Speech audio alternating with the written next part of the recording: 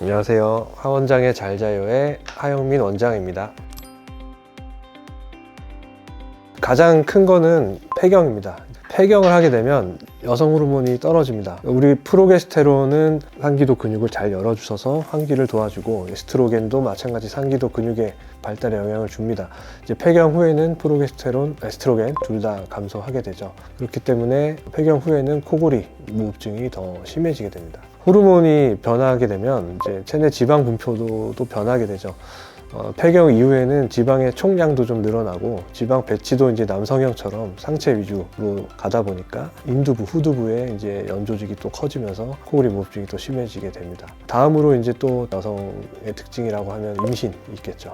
임신하면 자궁이 커지고, 자궁이 커지면 횡격막이 눌리고, 그러면 또 그게 폐를 압박해서 폐 기능에도 영향을 줍니다.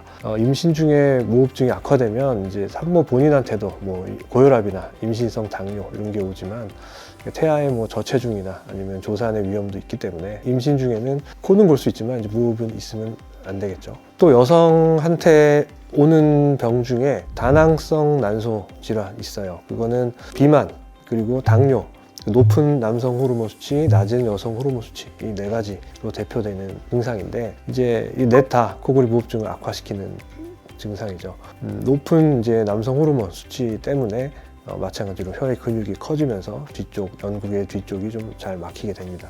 또 이제 갑상선 기능 저하증, 이거는 여성에 많고 또 이제 나이가 들면서 많아집니다. 갑상선 기능이 떨어지면 갑상선을 자극하는 호르몬이 높아지고, 그것 때문에 우리 인두부, 후두부, 혀 뒤쪽 이런 조직이 점점 두꺼워지게 돼서 그런 경우에도 코골이 무호흡증 위험이 높습니다. 또 이제 뭐 여성의 특징이라 하면 또 월경주기인데요. 이게 이제 호르몬이 계속 변하기 때문에 사실 내 코 고는 거나 무호흡의 상태가 그 주기에 따라서 조금씩 바뀔 수가 있습니다.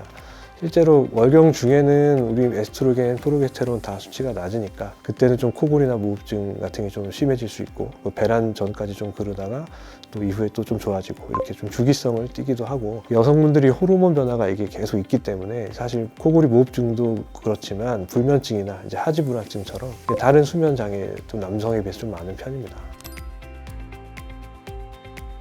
어려운 질문인데요.